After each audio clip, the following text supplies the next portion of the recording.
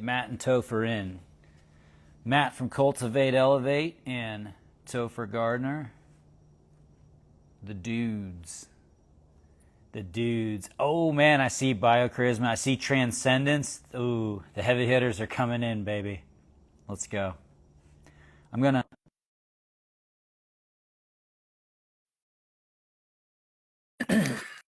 There's an accept for Toph.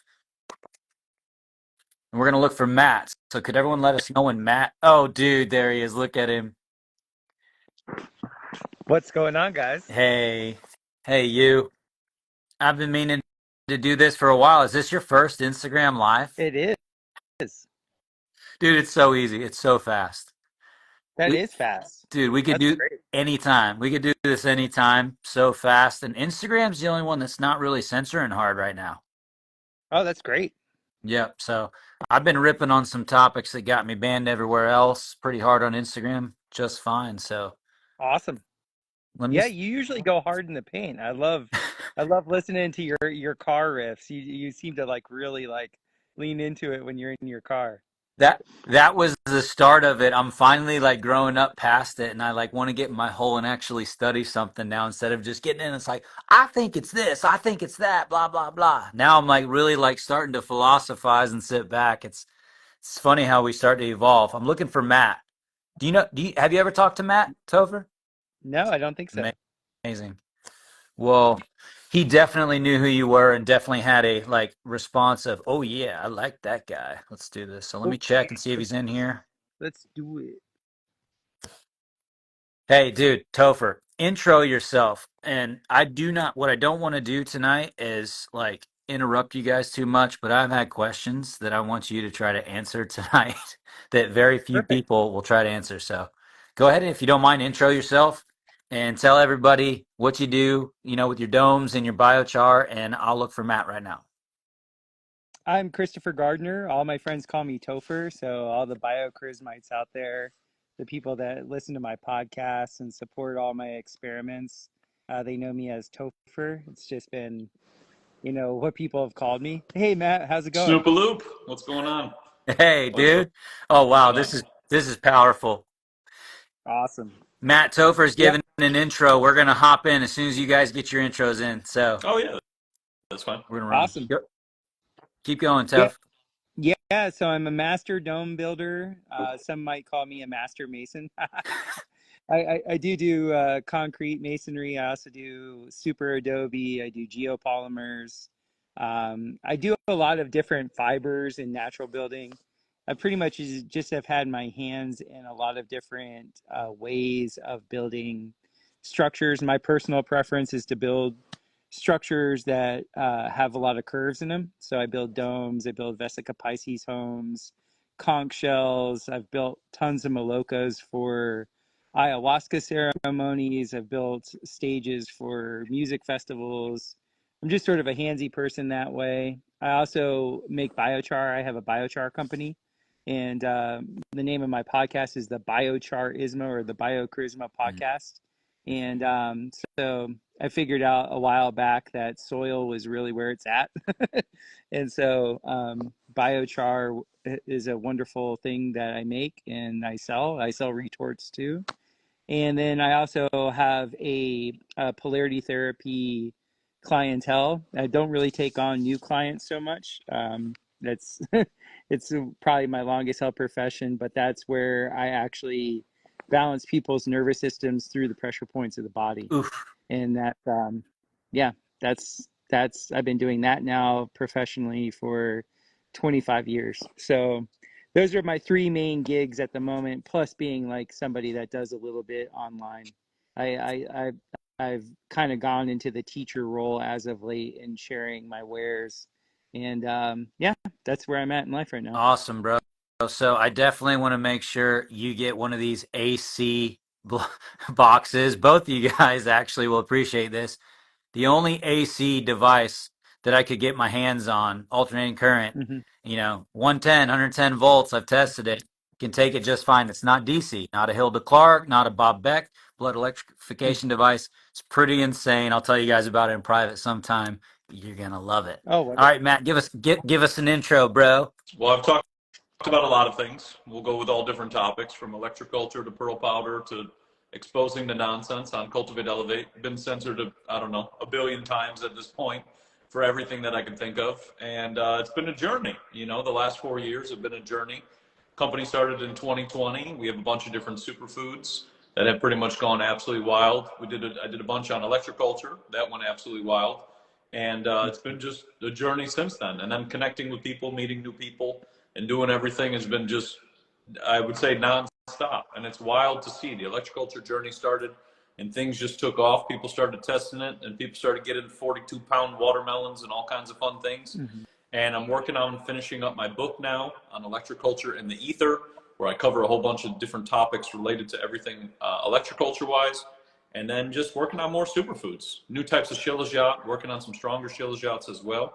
And yeah, I mean, I feel like the sky's the limit with all of these things. I've realized that we are self-regenerating beings, and if we have the correct terrain with the right frequencies and the right, you know, colors and drinking out of copper and all the different things that we can do to elevate our health, you know, everything just kind of goes into balance. And that's all we're missing, because we're just completely out of whack. And that's just pretty much everything is the upside down inverted way. That's the best way to describe it. Mm-hmm. Absolutely, bro. And just so everybody in the chat knows, if you were to ask me 2.5 years ago who my favorites were to learn from, people used to say, "Where do you learn? Where are you learning from?" Because I would just be ranting and rambling in my truck, just letting it rip, whatever I wanted to say. And I'm telling you, you two were the names that I would drop. And it's because, you know, Topher blew me away with some weather modification stuff. Matt did as well.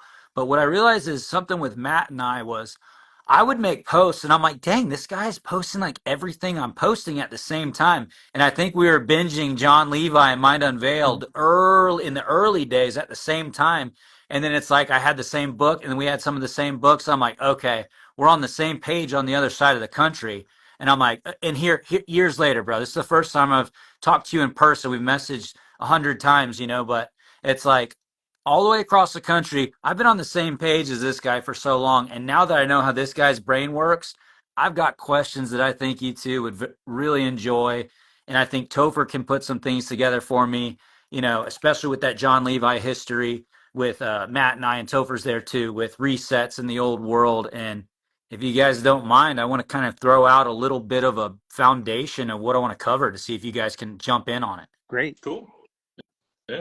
So I'm at this point where I've realized that the tunnels, most likely, I believe, are almost all aqueducts. Would you guys kind of jump on that bandwagon? They're not necessarily tunnels for orphan trains. That was the after effect. You know, they're arched red brick. I've been in some of them in Ybor City. I would say they're the old world aqueducts and there's no water in them. Is that safe to say you guys could see that? That makes a lot of sense to me. In studying how the cathedrals work, they definitely had water channeled through many of the cathedrals that did not have their own, that weren't built over springs. Right. And so knowing how active orgone accumulators work, it would make a lot of sense that was what they were doing. So, Matt, are you kind of in agreement that the old tunnels, everyone's like the tunnels, and they think all this bad stuff and like bootlegging and, you know, human moving around to the little people and all that? You know, are you kind of on the same page? So I don't sound crazy when I let this rip here. So with that whole 1859 Carrington event, you know, I think that a lot of things were repurposed because they were already here. So like you just said, aqueducts, you know, carrying water. They used to put boats down there too, which I think is really interesting. Like if you think of a boat going through the tunnel underground in the earth, Absolutely. is truly mind blowing. But, you know, with the whole thing, yeah, I think that a lot of if you get into the bootlegging of moonshine, you know, that free energy alcohol right there. But the whole thing with moonshine and all of that stuff and whatever they were doing are transporting people. You know, they said people were being transported and whatever. I think a lot of that is just the repurposing of a lot of this technology. And through a lot of the research, like Topher was just saying with cathedrals and energy and everything else, you see the same thing. It's always the same builds. It's the same type of design, similar materials. You know, you see this over and over and over again. So you start to see that, you know, you'll see the same tunnels in Florida that you see in Egypt, you know, and you're going, well, why are people building the exact same? Then you go to another part, same exact thing. But yes, I believe that a lot of that is connected to the old world. And then there's just layers deep. You know, when I went to New York City, you were at you see the flat line of what you're standing on, and then you just look down, and I see people coming out of this little like entrance into the earth, kind of, and there's another two businesses 2 floors below, and I'm sitting there thinking, how many layers does it go? You Right. know, and we're just like almost like ant people sitting up on top while these things have been used, and then we forget because nobody goes down there anymore, and then we think we're like on top of the world, but in reality people used to be in the earth, and the whole ant people thing is people were living in the earth in layers and layers and layers. Yeah. Yeah. I definitely see, just like you were just saying, like a Ferris, what is a Ferris wheel for 200, Alex? A Ferris wheel being a repurposed old water wheel or gear of sorts. I mean, no, we didn't Mm. just make this giant wheel to spin people around. So I'll throw this out here. So I think the star forts are generally going to be connected or have other star forts connecting to the mega cities. I do think it plays along with the telluric currents and ley lines, and I do think that the moon being magnetic and being a pulling and controlling of the tides, okay, I think these star forts all out there had a role in possibly filling them up. There was a keyhole. Just so you guys know, I have a buddy that is he's lidaring Fort Jefferson right now. He's been lidaring it and sending me everything. He's doing it for a job, but I'm like, send me the files. Send me the Yeah. files. So, my thing is there was desalination, Yeah. systems in these star forts. And then there's these keyholes. And in my opinion, the moon being magnetic, that negative charge, if you will, negatively charged water is now coming through these aqueducts. Okay. So what I'm catching is, okay, moon magnetic tidal power, star forts, aqueducts, water flowing to the mega cathedrals and cities and locations. If there has to be more structuring star forts and systems, lock systems to get that water farther in. I've seen star forts inland, but then you see moats. And so, like, what is a moat? I don't think a moat is like going to be filled with alligators and snakes and it's going to stop the bad guys. No, I think that was probably cooling a massive energy generator of some sort, like a liquid cooled engine, for example. But I do think that negatively charged water had to be there and was part of the system, meeting the domes and the antennas and resonators in the ionosphere. The positive, that is where I think the sun and the positive, the electric, met the magnetic, and in between, that is where they stored with red brick iron oxide capacitors. And then you had the bandstands, which were where dynamos Yep. sat. And so I think bandstand architecture, I don't think that's just, I've sat under them and played music myself in town here. Sounds beautiful, but there's a reason why it sounds beautiful. So it's like, I do believe that all those old world bandstands and those foundations that are still there was where the dynamos were. So I'm trying to figure out how that structure, maybe Topher or Matt, created when the negative met the positive. If everything I said made sense so far, maybe you have two flagpoles like in front of the Juan Ponce de Leon Hotel, dipole antennas, and then a fountain would be the electrolyte, for example. So, I'm trying to figure out how that, was there mercury involved, Matt, or is that enough for the system? And is there wireless power induction just pinging back then? Because my little town has exactly what I'm talking about right now, right here. And people think I'm a goofball and a wackadoo for saying it. So if you guys want to do a little round robin on that, that's my basis for tonight. And we'll go anywhere from there to weather mod or whatever you guys want. So let's go. Go ahead, Dover.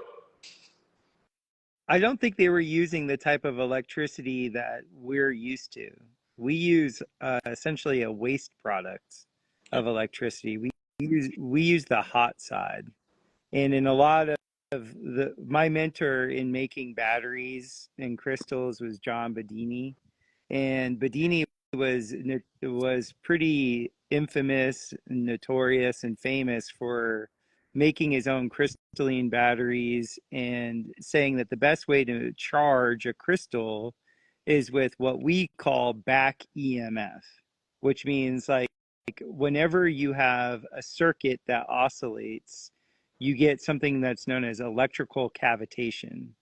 And the electrical cavitation, if you've ever seen like the way a ram pump works or a cavitation pump works, is that the oscillation, the on-off switch, creates a gap, and then mother nature fills that gap in with potential, and that's the way he would charge his circuits. And I think that's the way the old world worked. I don't think they were using hot electricity. I think Controlled pressure, controlled pressure.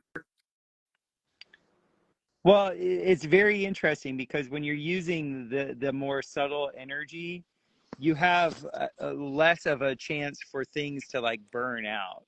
Also, what we consider insulators are actually the conductors in that. Everything Whoa. we're in the inverted reality now. Like so all of our metals, or most of our metals, are our conductors. And then we have some sort of hydrocarbon around those conductors to insulate. But what in cold electricity, the insulator, the hydrocarbon actually becomes that which is condensing the field.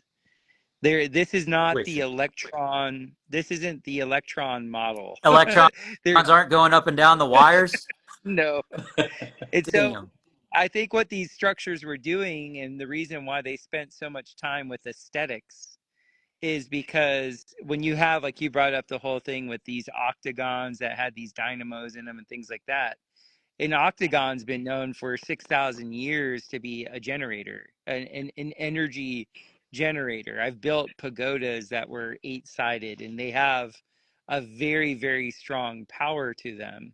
And that's just the shape. The old world was much more in tune with how shapes can act as condensers. For example, when I build a dome that's a lancet arch dome, that's like a pointy dome, it looks like a beehive. That's a male energy that projects energy out. Right. But when I build a hemispherical dome, like if I'm trying to build a resonant structure, I build a hemispherical dome, so it looks like half of a ball, right? That's a hemisphere. Those structures cause a condensation of energy to the center. It's a female energy. So, and then I've actually put like a hemisphere on top of a lancet arch dome or beehive dome, and then you have the two together, and it creates the child. It creates the third energy, Whoa. Whoa, the dude. The extra guy energy. electric. And so I'm pretty sure in the material science of geopolymers that a lot of people haven't gotten to yet. The person who is teaching me geopolymers is the guy who runs the Geopolymer Institute in France. I think, God, I'm forgetting his name right now. Dr. Davidovitz. He was very big in saying that the what he was showing in the polymerization of geological material was exactly what Bedini was showing. You essentially get coherent geology. Well, coherent geology is a crystal. So Yep. geopolymers were crystals. And so crystals are not working with hot electricity.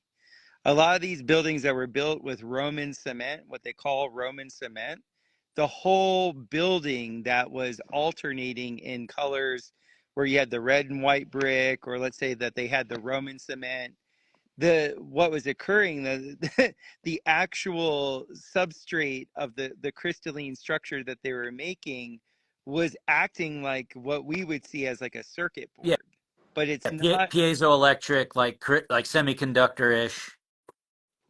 Yeah, more semiconductor. There is evidence that the cathedrals, especially down by where the waterways were, like what you were describing earlier, is that a lot of those arched vault underground areas by the water, those were piezoelectric. So when you have water lapping, like let's say you have a current of water, that current of water has a rhythm, and that rhythm hitting those pillars would transduce that energy directly into this cold electricity. It's also known as bioelectricity. Right. And so I think the old world had a motive force at a distance. That's what electricity essentially does for us. But it wasn't what we're used to with like seeing these like, gadgets. Like Right. it's not like it wasn't like that. It was more of a functional energy that was in tune with the environment. Wow. Gotcha. Dude, that's a lot. You just blew the comments away. They're like, whoa. Matt, So, jump in on that, bro. so if you add to the cold electricity, there was a cold electricity car that came out in the 1960s. It was an engine that ran on cold electricity, and it had a V12 engine. Hmm. And that was an engine which did not produce any heat. And this goes back into what Nikola Tesla was actually discovering. So he was another one as well. When he was doing the whole AC currents, he also came up with cold electricity.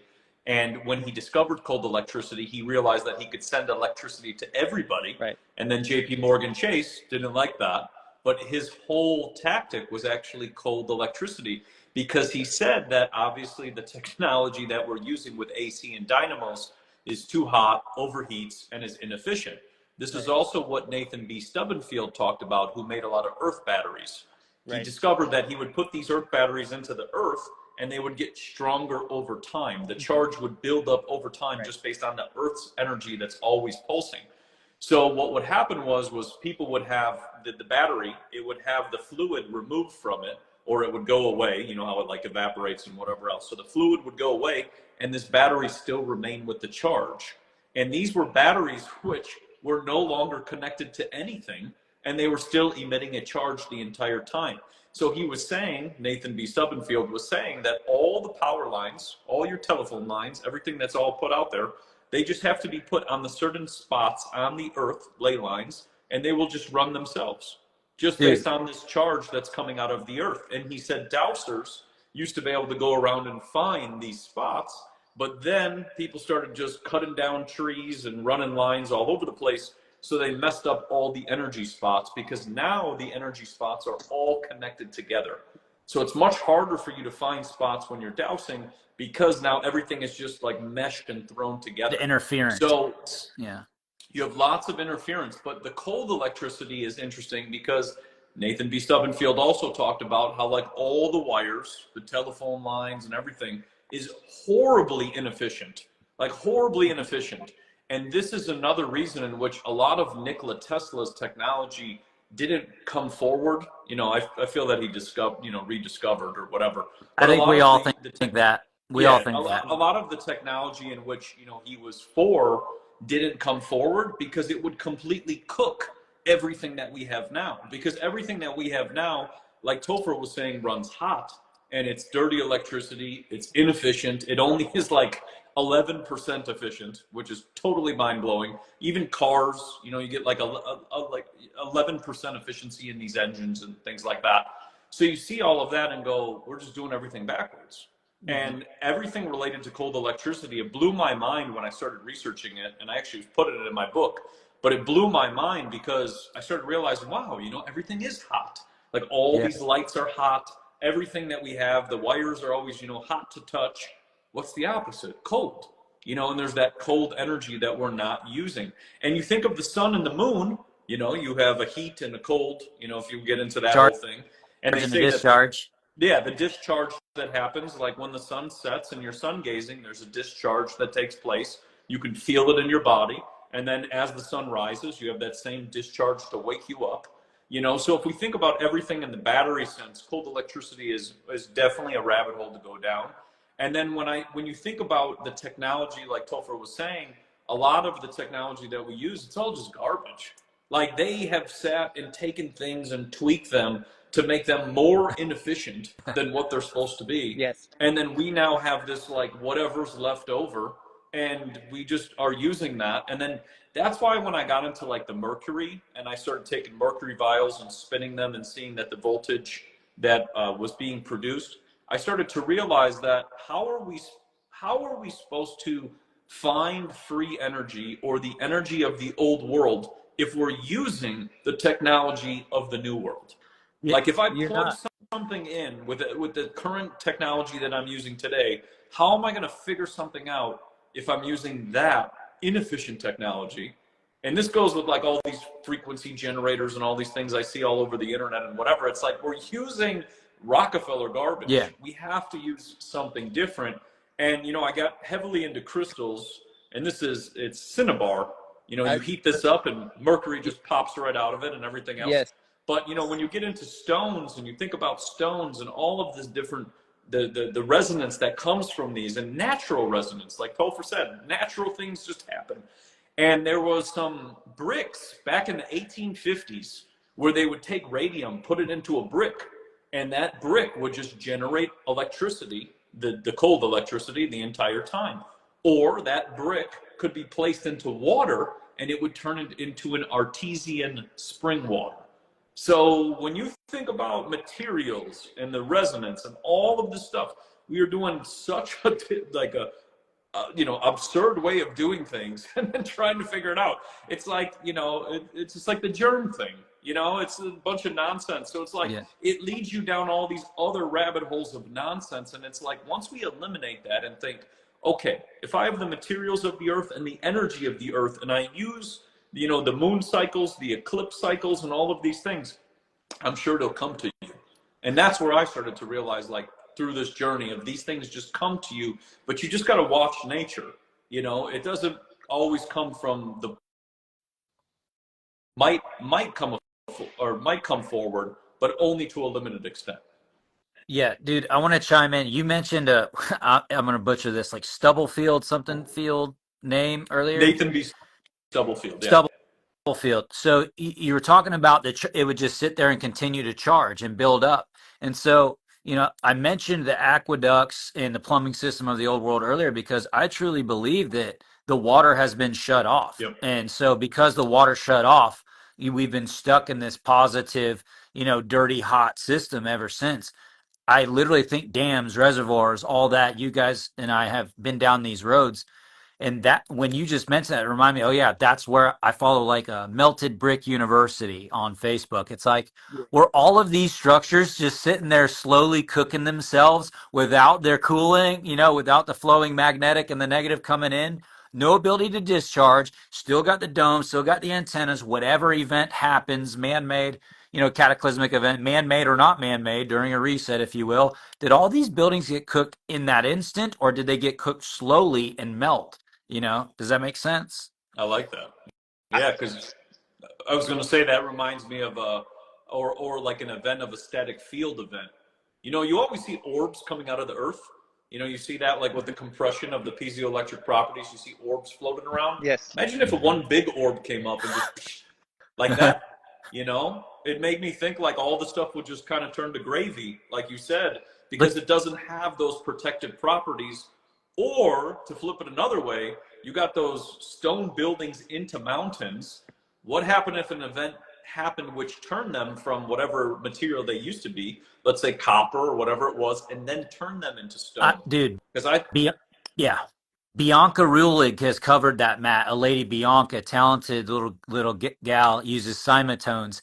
So I want to cover that while you say that. Topher, have you ever entertained the idea that some of these structures weren't necessarily just geopolymers? I know there's a lot of, whether it's silica based, do you think there's any petrification that could have happened, over time? Because like I shared a video of Joe Rogan and Elon Musk. Joe Rogan's like, what would a Cybertruck look like in 10,000 years?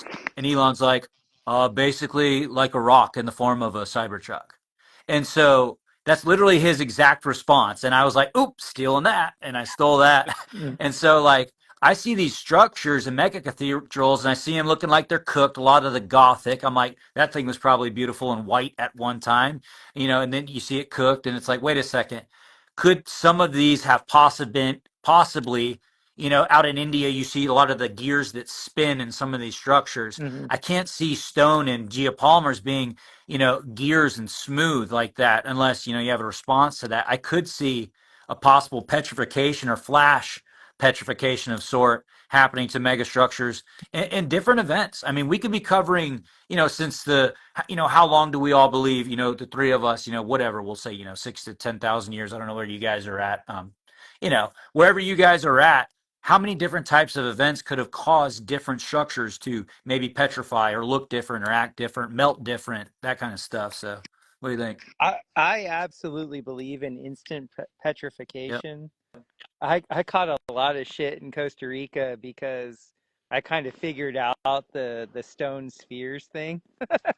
And it had to do with the fact that there is instant petrification when you have plasma events. Mhm. And I had got caught in this very intense lightning and thunderstorm. And I just had an epiphany because lightning struck like pretty close to where we were. And we walked over to where the lightning struck, and I saw this perfect cylinder in the rock. And it was still glowing. It was still glowing, like it was glowing Wow. orange in this rock. And I was looking at it. It was this perfect cylinder, and I'd seen that cylinder at other waterfalls. And in my mind, I thought somebody had drilled it because it was like this perfect cylinder. Oh. And then instantly, when I saw that, I was like, oh, back in the day when there was like forest from ocean to ocean, the lightning events were much stronger because you had much stronger transpiration.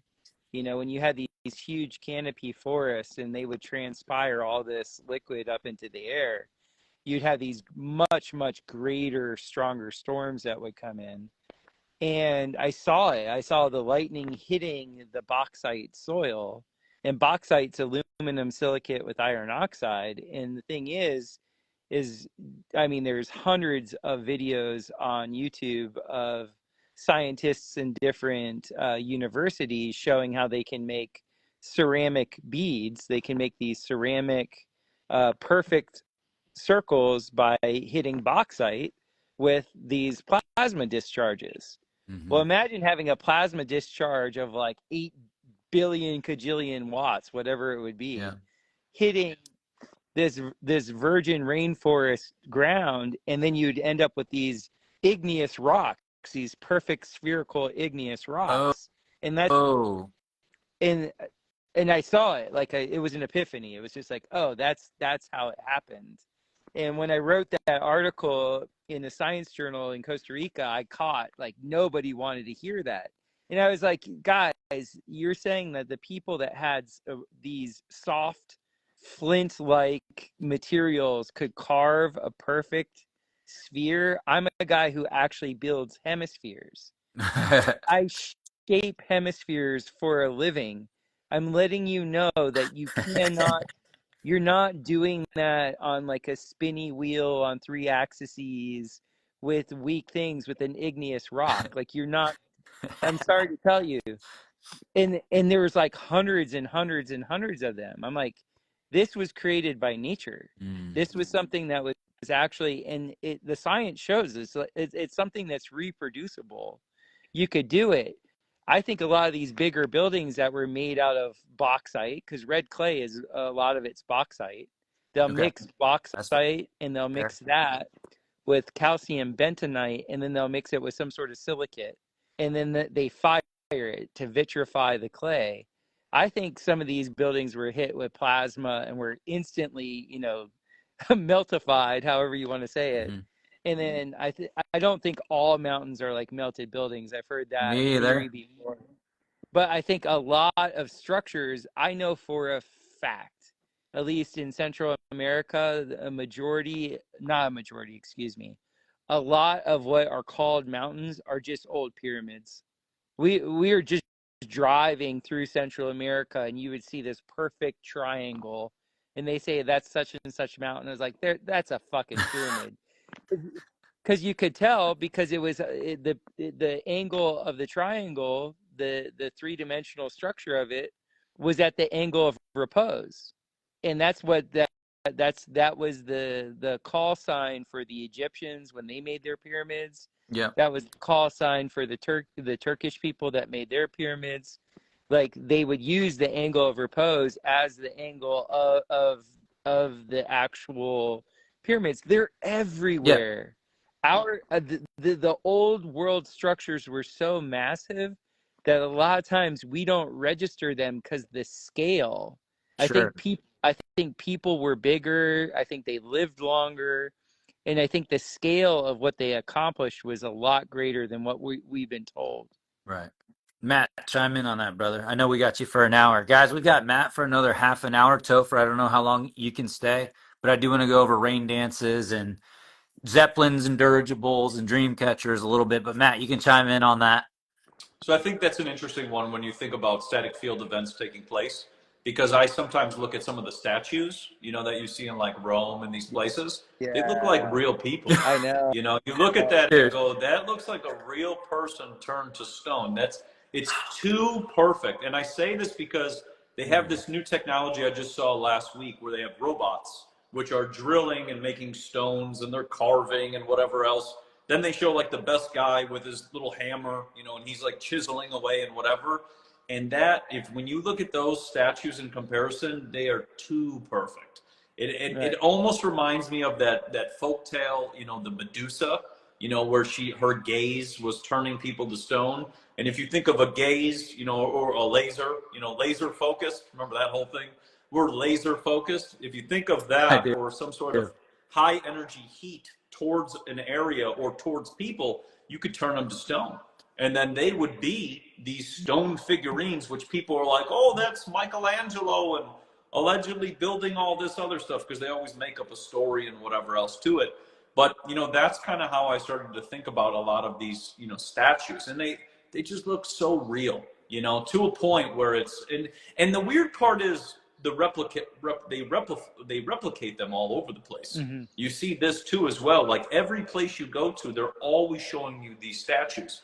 For example, you go to Las Vegas, you know, Las Vegas, you see the Spire of Paris, you know, you see the globe that they got. They show all the world fairs. They're replicating all the world fairs in front of you while you're in Vegas. So they replicate all those The statues too. Luxor, And the Luxor Hotel. yep, Yep. and they're always with all of the, you know, Zeus and all of the people who are like the merman people and whatever. They got copper tridents.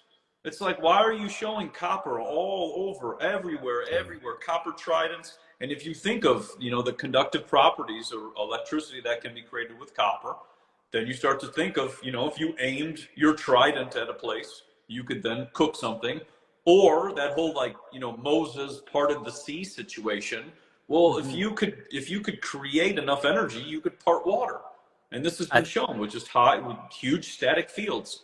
So I think that's the interesting one. And it's funny because static energy is the one we don't learn about in school. It, You know, they teach it you like they all this other it should be called garbage, all the, dynamic energy. Like this has been one of my biggest gripes ever, yeah. is the fact that they call you talk about one of the most misleading things that you could ever say.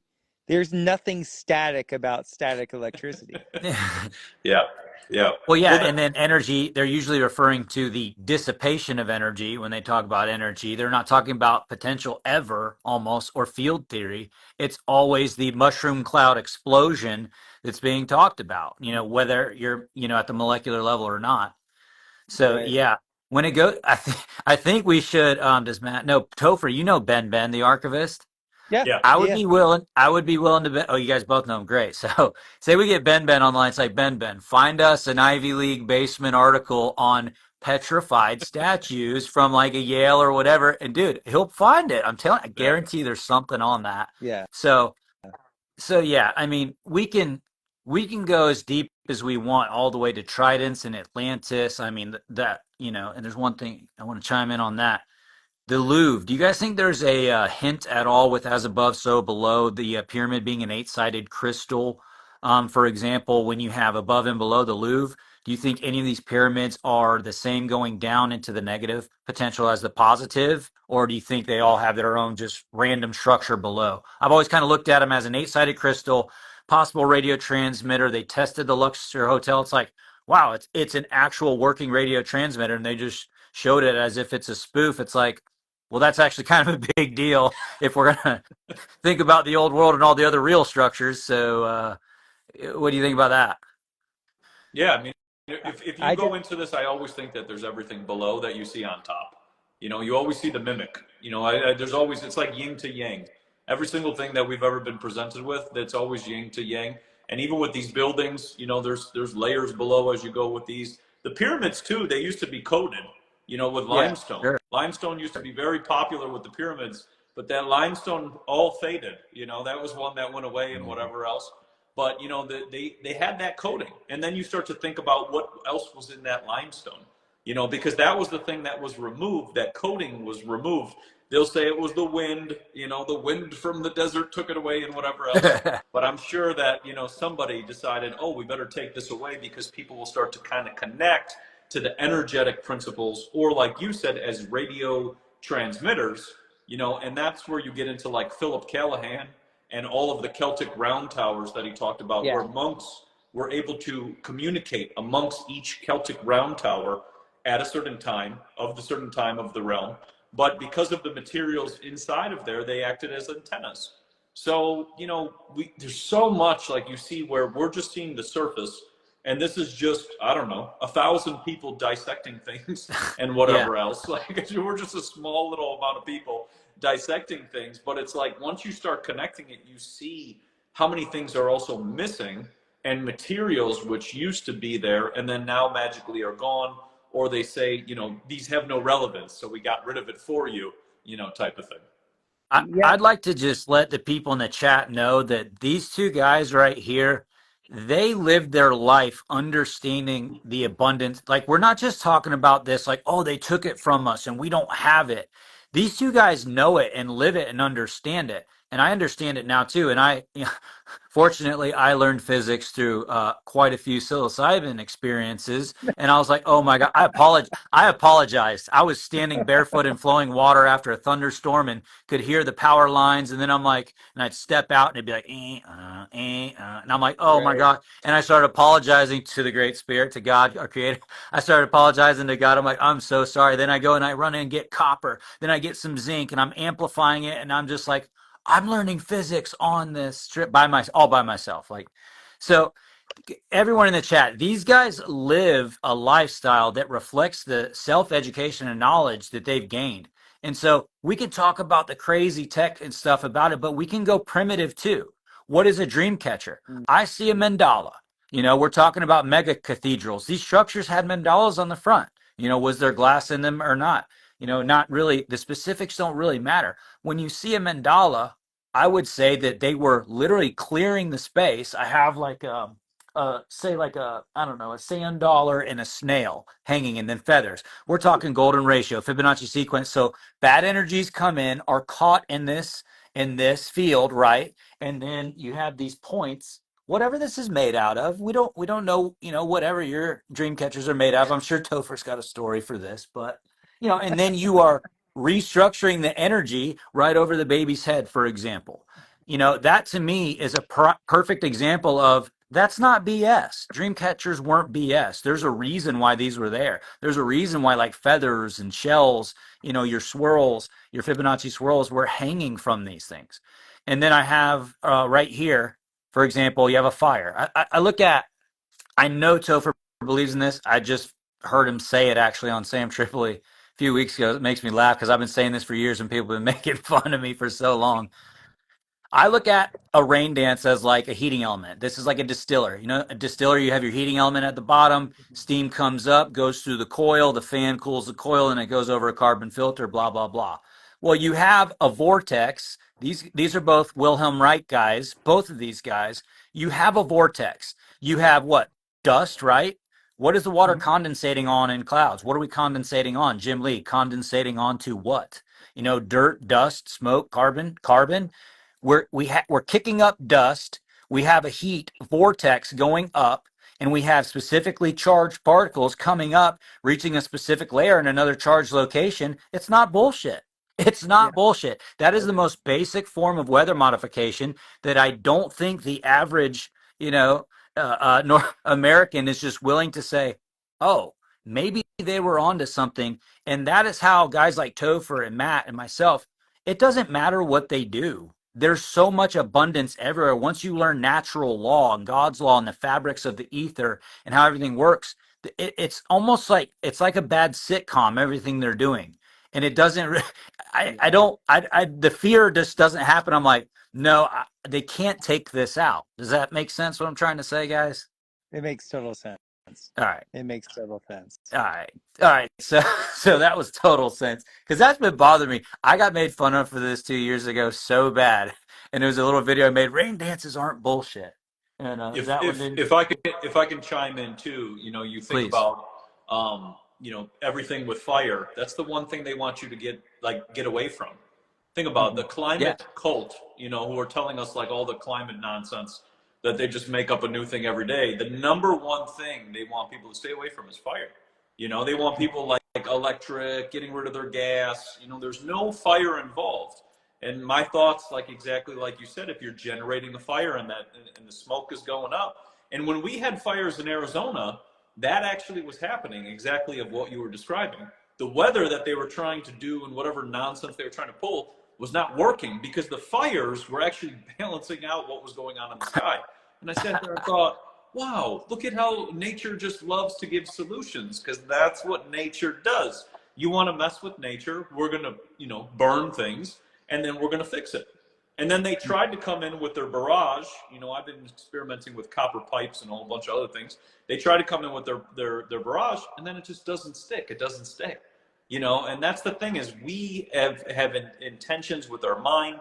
You think of rain dances and people going in a circle, in a vortex, chanting, having sound frequency go up, because everything everything that goes up comes back down. But you think of vortexing and spiraling, and you're sending a tornado of energy up into the air, up into the ether, and then you're going to get the opposite effect that comes back down. But all of this, like you said, it's all been around for a long time. And you think of I've been studying dew ponds, which are like where you can gather water just by gathering the dew that comes around at 3 to 4 a.m. Sure. And you think of all these things and you sit there and think, like, people were very in tune with the earth. They understood the elements of earth, water, fire, and wind.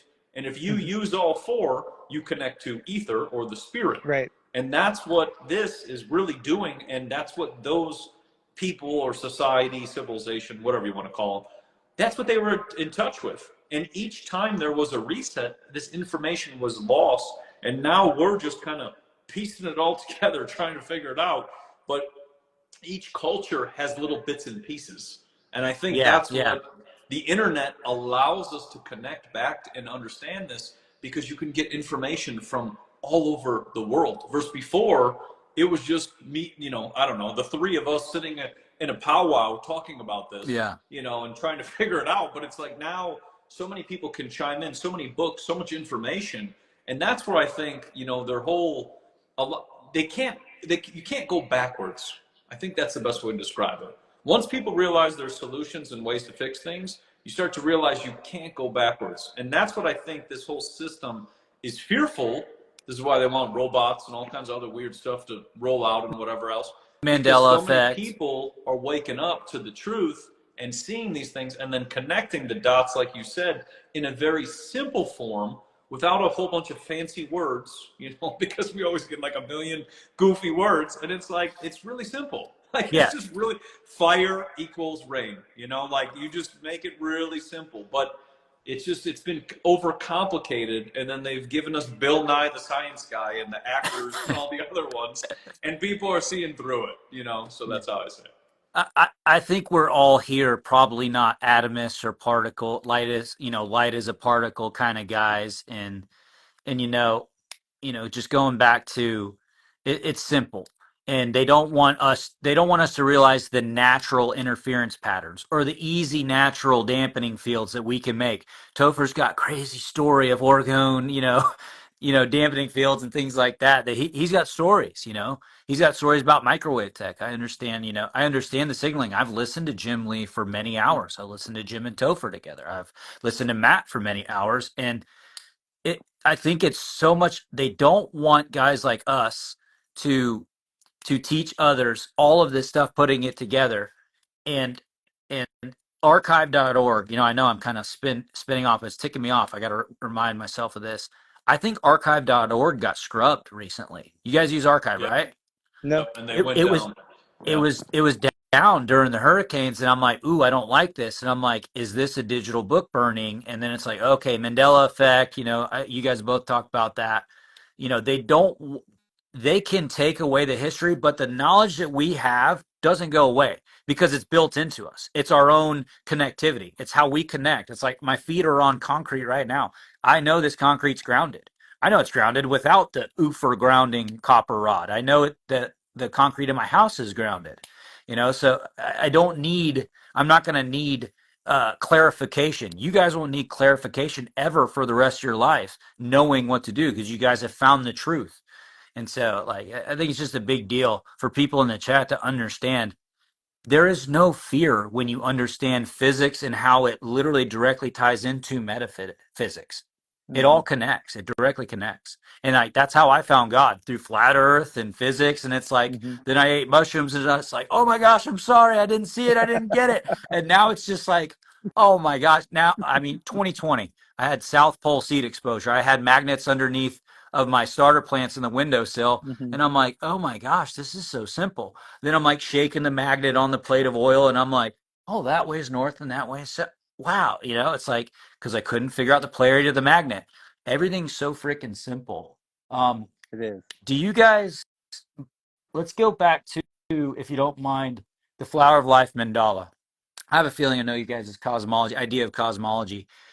Would you guys consider that flat, you know, if you have a ferrocell, like the Ken Wheeler ferrocell, you have a magnet and his ferrofluid in the light, and you can see the centrifugal convergence and divergence, like of the field theory, like looking down over a flat Earth map, and you see the Flower of Life mandala. That is kind of my cosmology and how I see it. Um, do you guys think that like Zeppelins and dirigibles were using electrostatics on the above, like ley lines, the air? Do you guys think that there are um what do I say field field ley lines and field theory in the electromagnetic field and the dielectric field to where they were using helium, not hydrogen, and inert gas, and they were electrostatically being pulled along the Flower of Life mandala? They were using that. Do you think they were traveling via those? And are we all in agreement that lighthouses weren't for shining boats? Yes. Yeah. All right, okay, all right. Especially because of the curvature of the earth. You know, the light wouldn't be seen all that far out into the ocean. So that's Who extremely inefficient. Yeah, you're right. All right. So, do you guys? So, first of all, you guys obviously know the history of airships. For those in the chat, that's a lighthouse. Nobody here thinks that lighthouses were designed for that. I believe they were mooring stations, and we know the Hindenburg had a bunch of photographers. They filled it with hydrogen, and it blew up, right? And then it's got to go away. I tend to think, Vanilla Skies, the photos. We've all gone over this. All these old photos in all of our history books. Why you got to white out the sky? What are you lying about? Hmm. Obviously, we think it's airships. So, do you guys think that the electrostatics, do you think that some people say the ISS, there is an ISS in low Earth orbit, which whatever's going on up there, a lot of these things are on those ley lines up there. Do you have any idea on that, Topher, if they're gridding out the sky with all this stuff that that's Absolutely. I mean, without a doubt. they're on the It, ley lines, well, I don't know. I mean, ley lines, yes, that's part of it, but it's not only that. the Um, grid. you know, the best way to think of it is that the most potential, which we would call voltage in hot electricity, but the most potential for work to be done is where you have temperature gradients, Mm. very, very high temperature differential. And our atmosphere is a fluid, and just like any ocean, you go down to different strata of the ocean, you have different density of the fluid and you have a different temperature. Well, I think it was figured out quite a long time ago, that, there's an ocean above us. Like the Bible was right. People just don't see it as an ocean because they don't know that air is a fluid. Colloid, It's a colloid, and especially with the way they're doing it now, the way they're making it. filling And it with so shit. And so they're potentiating different aspects of the atmosphere depending on what they're wanting to do. And there's definitely cloaking technology. I mean, that technology, you can go back into the early 1900s for patents on cloaking. It's very easy to essentially refract light around things, especially if you're using electrostatics. Mm. In fact, the few times that I've made a successful electrostatic generator, like my vision goes wonky because what's occurring is all the water in my eyes starts to resonate with the water of the electrostatic machine. Oh my And gosh. because the water of my eyes is in resonance with that, my vision goes Dude. weird.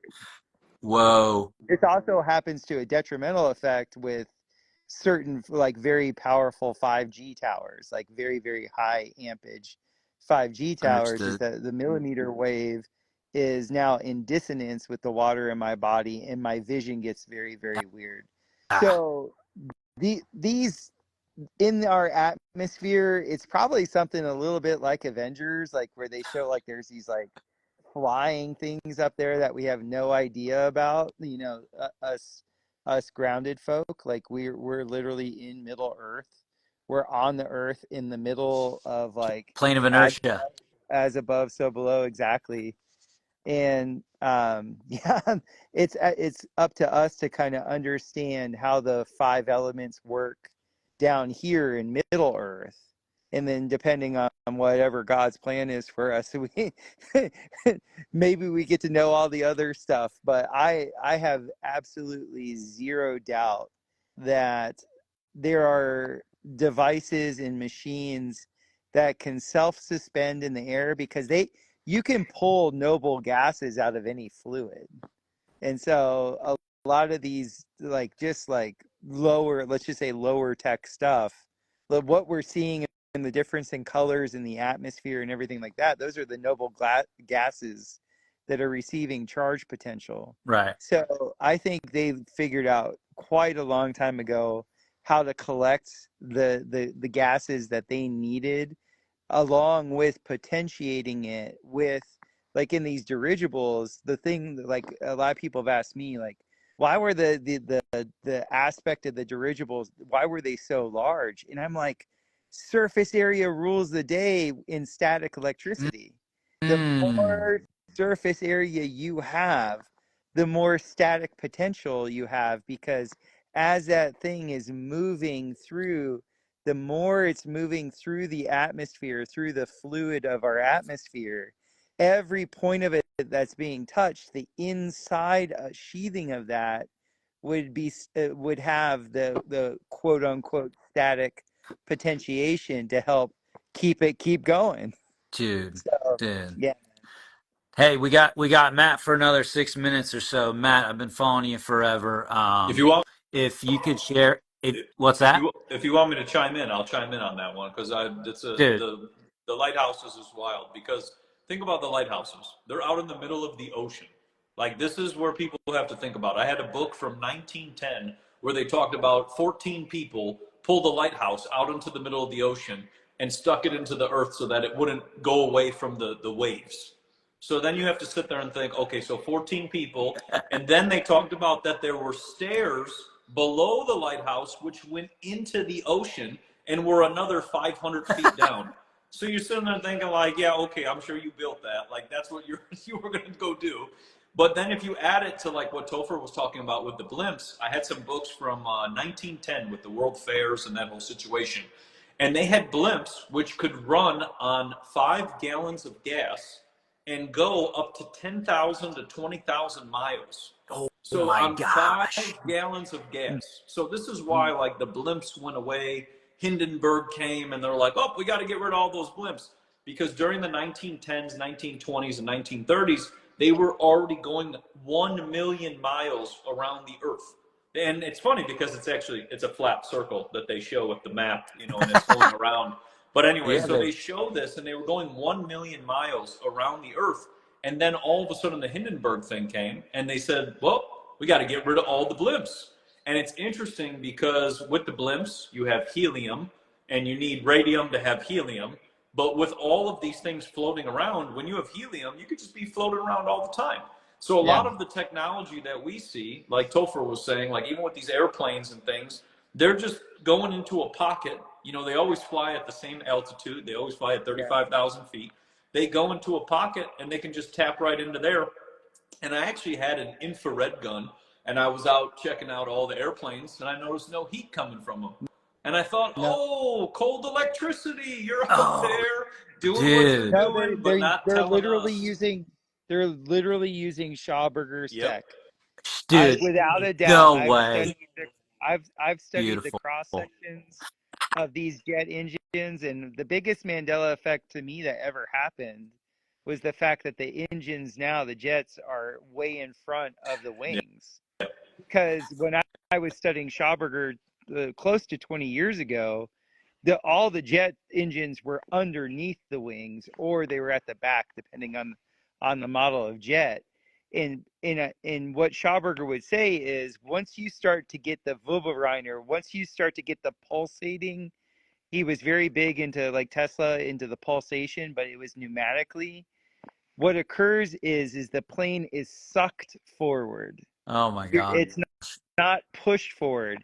And now it makes sense in consciousness. Like, the more people understood Schauberger, even though they don't know that that's his invention, now the jet engines are in front of the actual Oh wing. my If it, gosh. if the jet engine actually produced heat and the supposed fuel is in the wing, that would make no sense. It would start And on fire. I know Yeah. I know a lot of pilots, and they Dude. say it's much more like they're being pulled. It's like you're in a front wheel drive car, not a rear wheel drive car when you're flying these jets. You're being pulled forward. You're not being pushed. Mm. It's a totally different sensation. And that's why you'll see when there are like aviation problems with these jets, it's because they pull stuff into the front of them. Yep. It never is anything with the exhaust coming out of the back of them. There won't be a heat signature with these jet engines. And if So- I can add to that, Victor Schauberger was the first flying saucer. He created the first Yes. flying saucer. You look at all his technology when Roswell and that whole thing happened. That's just our technology. Schauberger came over during the World War II. They took his technology. They shipped him back. He passed away. And then all of a sudden we had the Roswell incidents and all of these things. It's all the technology that Schauberger was showing in just before World War II and then into that. With everything with vortex and spirals, and you understand that, you can create lift and you can fly. You know, and then they now put things out in the air, and then they're like, oh, the UFOs, Project Bluebeam, you know, that nonsense. Yeah. But it's technology that we already have. And that's the thing, like even what Topher was talking about, all of the stuff has already been here. I mean, I found documents from the 1900s of technology that they had solar panels in 1902. Like it's already been here, and they're just selling you a garbage one nowadays. But even with the blimps, you know, you got to think about Herman Clausen. Herman Clausen used to send balloons up into the sky to gather the atmospheric energy. Right. So why could these blimps not do that?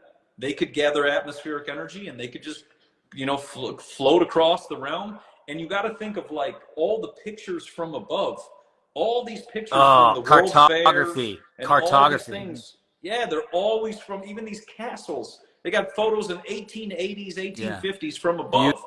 Who was up there? You got blimps.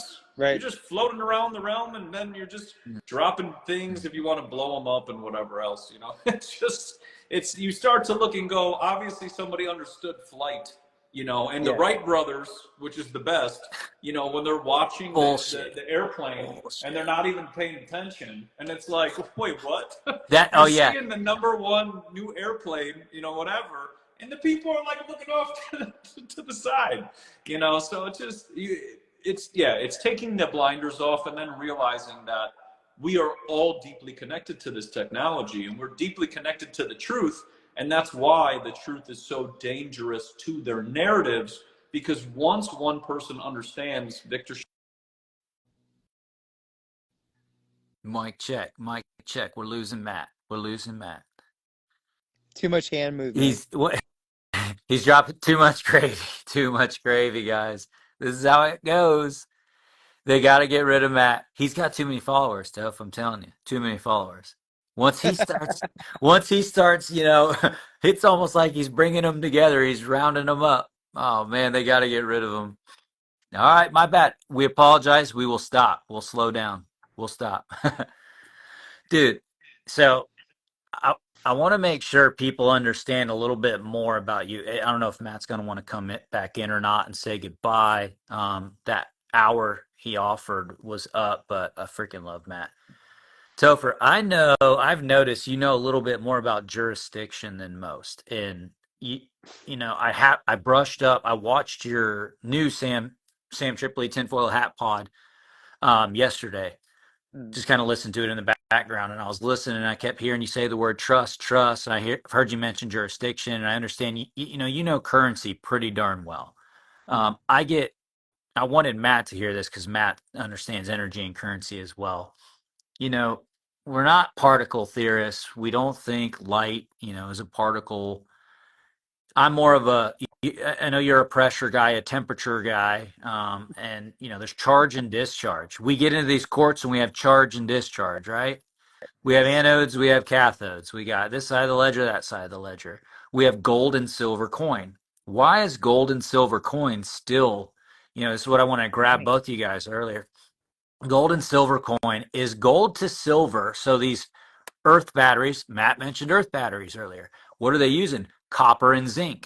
Is gold to silver as copper is to zinc? And is this an energetic principle reason why gold and silver coin are the true and intrinsic value of currency bases, over the ages? Have you ever dabbled into that? The sun and the moon, sun being a one, projector, electric, moon being magnetic. You have electric, magnetic, sun, moon, gold, silver, 1, 0, all that, peak, trough, whatever. What do you think about that? Charge, discharge, jurisdiction, trust. Do you have trust? That's what I'm trying to get. This Deep is shit. this is this is like pretty much everything I deal with. It's polarity. So Right. we are here because we're traumatized. Trauma creates polarity. And so in our the closest luminaries to us that we're aware of are the sun and the moon. Sun is gold, moon is silver.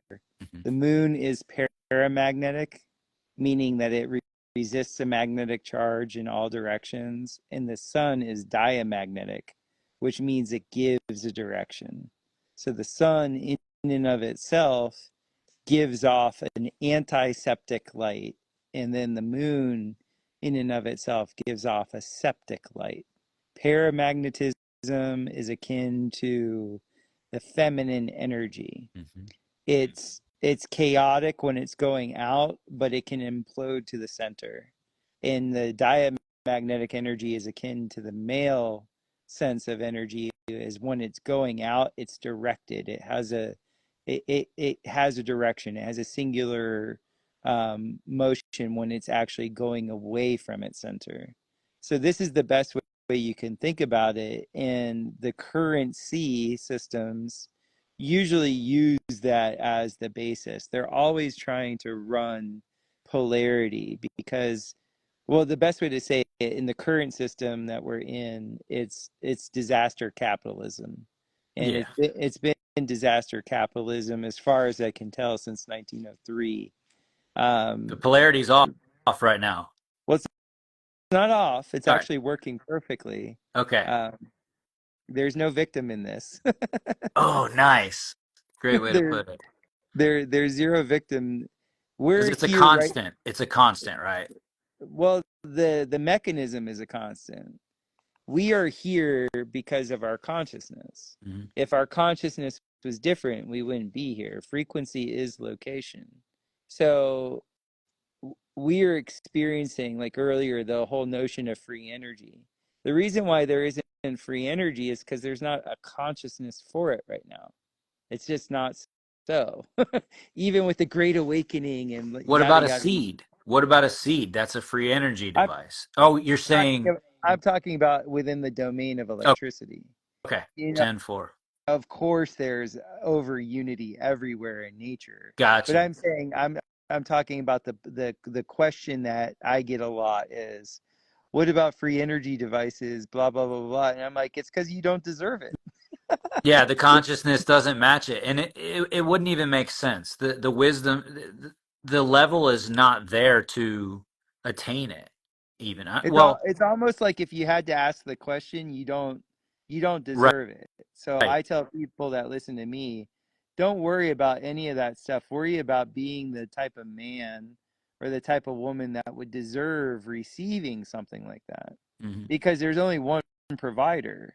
And so like this gets back to jurisdiction. This also gets back to the currency and polarity.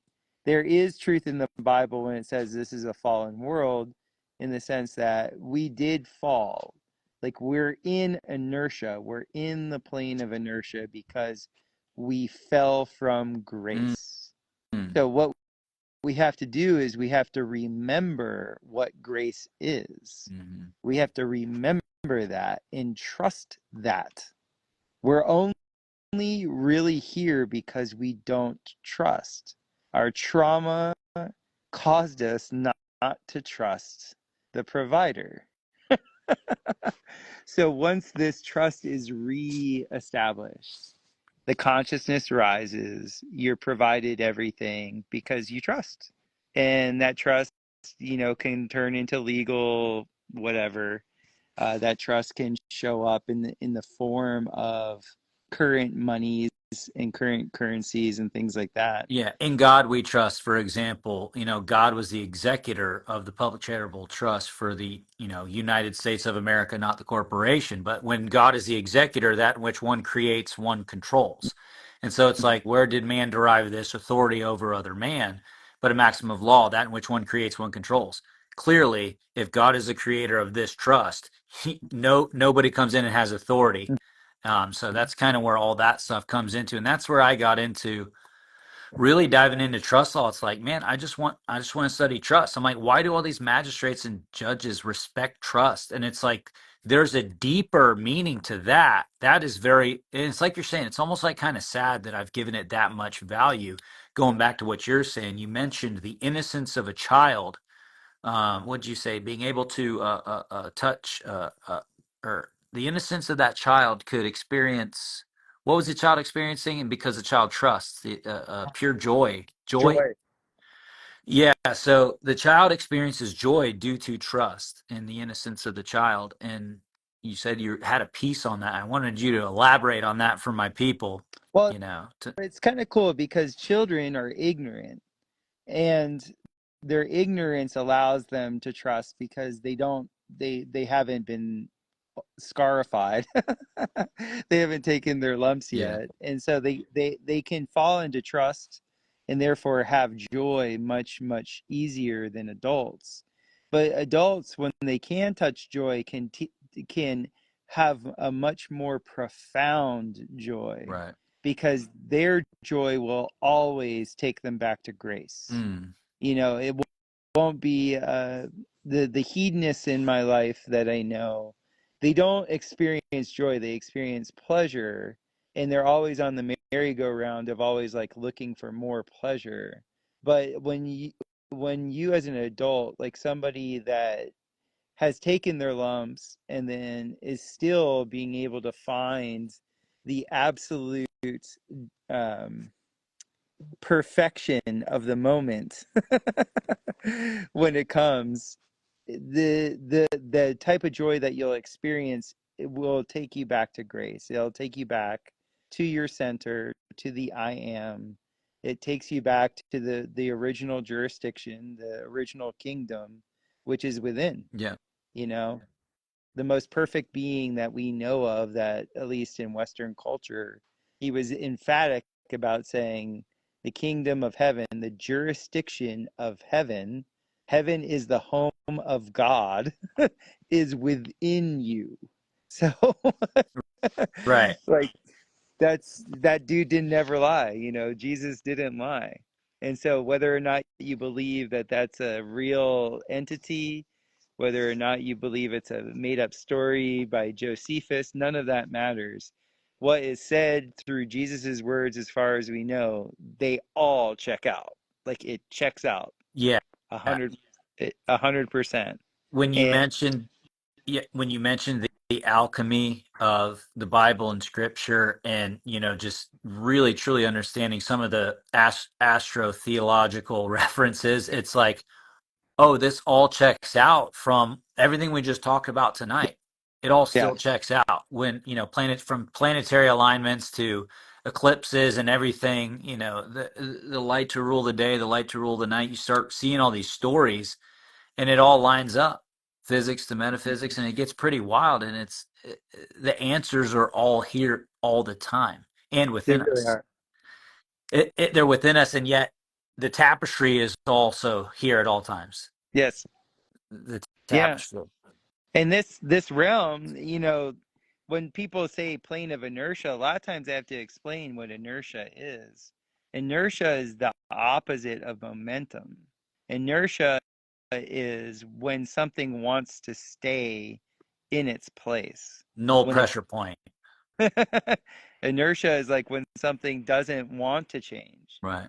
And if you think about what most people are scared of, like when I really like dig into my clients and like really like look, there's two things that they're scared of the most. The first is change, and the second is intensity of change. Mm, Because rate of change can be considered intensity.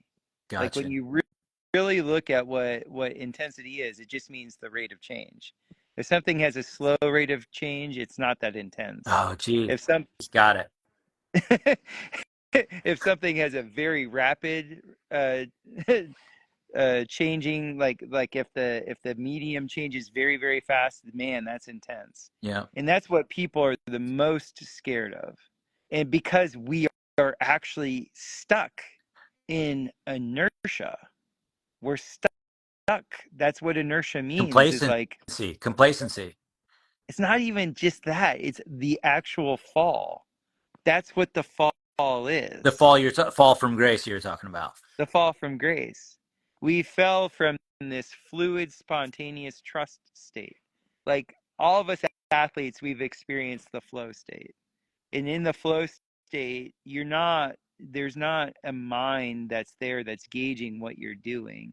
You are performing perfectly relative to your physical ability and your conditioning. Yeah. And it's thoughtless and you're perfect. Well, that only happens when you're not in the inertia of your mind. Oh gosh. Outside of the ego. Yeah. Wait, yeah. Yeah, The outside of the ego ego. Ego's not there. is inertia. I tell all the ego is Wow. condition. It's the condition of inertia. Yeah, that's why when I do like Wow. people's astrological charts, I cast their birth chart, which is their ego. That's their Hmm. inertia. And then I cast their conception chart, which actually shows their active being, the Dude, part of them that can be I spontaneous. gotta jump in right there. My boy, year and a half old, he came he was he was brought to us in a low pressure system. The tornado on the football field, when you said Yeah. you were in the Yeah. zone. Dude, do Yes. you think the atmosphere around these structures of the old world, or do you think they were achieving that type of low pressure system? Absolutely. Um, dude, the bells. Do you think the bells helped achieve that? Well, that'd be harmonic interference type stuff. Wow, wow. So literally, Toph, I'm not even kidding. Like, you think I'm making this up? We made a baby on a massive Hurricane Ian low pressure system. Nice. And I knew it. And I knew it. My wife was watching the moon cycles. She was all over it. And I'm like, oh my gosh, it's perfect. Hmm. Done. Just like that. Everyone struggles. I laughed for so long because no one would believe me. And when you said that on the Sam Tripoli podcast, I was Yeah. laughing and I'm like, dude, I'm obsessed with low pressure systems. Yeah. When they're here, I'll take off work, dude. I'll take off if it's a real one. If it's a Yeah. real one, I will take off work. So explain, if you don't mind, explain to the chat what happened when you were a punter and a kicker and you experienced a real tornado level pressure system, low pressure system. Yeah, it was my senior year in college, and I was on a football field that was surrounded by a track, like most high school football fields are. And this particular day, I was just like really hitting the ball really well. And it was only warm-ups. Like we had just gotten out to the field. It was like the beginning of practice. So I would say maybe a third of our football team was out there, but usually special teams went out first, and I was always out there getting warmed up. And so I'm like seeing every nook and cranny on the football. Like I could see the leather perfectly. I was just striking it so well. But what was amazing was my quarterback had the ability to throw the ball back to me. And he had a good arm, but he didn't have an arm like that. 60 And yards, then, just douche. yeah, he was just, and it was easy.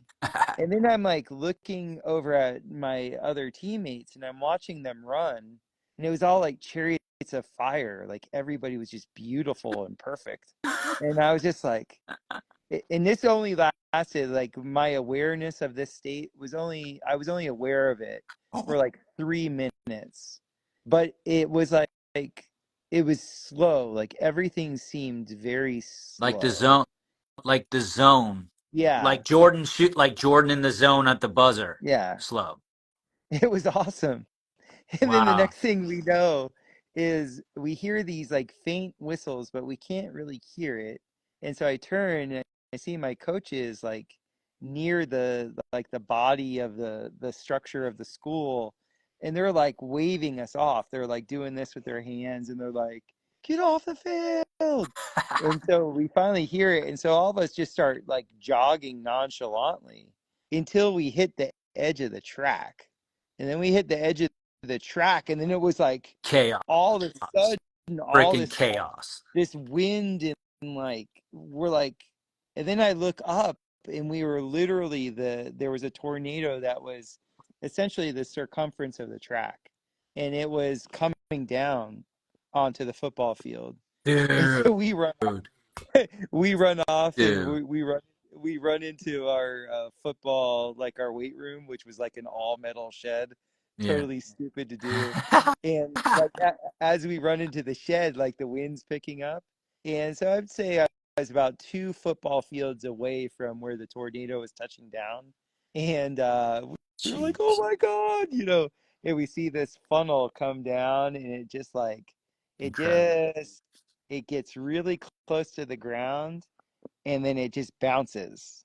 And then we see it go right down Sunrise Boulevard, like westward towards the Everglades. And it never hit the ground, but it came really close.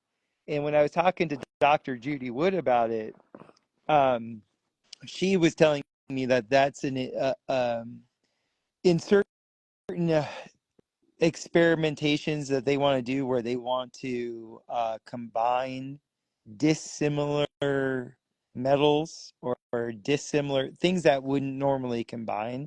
They bring the pressure state down to zero, like to as close to zero as they can, and then they can do. There's all these weird effects with matter and stuff like Oh, that. you mean like 9/11? What do you mean? Could there possibly been a pressure gradient? Oh, dude, that's where I was like, damn it. That was the first time I listened to you, and I just like, you know what? Tertiary frequency. Yeah, ELF to tertiary. Oh God, they cleared it. It's like clearing the table for your science experiment. yeah. You don't make sure your petri dish is controlled, and it's like, oh my gosh, the storm off the coast. It was the most beautiful day ever. Mhm. What would for those in the chat? We're not going to get crazy. I hate getting banned. I don't want to get banned on Instagram, but Topher is one of the first people that basically let me know that there was electrostatics being controlled in a pressure gradient from a storm. Correct me if I'm wrong here. Off the coast the day Yeah. before 9/11. So No, the basically, day of. there or the day of, and it was off the coast. So that pressure gradient was creating exactly what he's talking about, and there was a lot of matter that was missing. They took all of these tower, all of the rubble went away so fast, and it didn't make sense. There was matter missing almost. Yeah. Yet there was porcelain toilets perfectly intact at the bottom of the rubble. And what 2000. it dude, No, no, no. This was the thing. There were no porcelain toilets. So this was what Judy Wood was saying. She was saying what you would see in a normal demolition, yep, especially if they were doing the controlled demolition that a lot of people like to talk yep, about. And this is because she wanted to bring up that this place was dustified. She right, used new terminology that essentially what occurred was a technology that she was aware of. She said that there were 40 companies in the world that she was aware of that could do this. yep, She actually worked for defense contractors. hmm And so she said in those two buildings, each building had 1,000 porcelain toilets. Why is it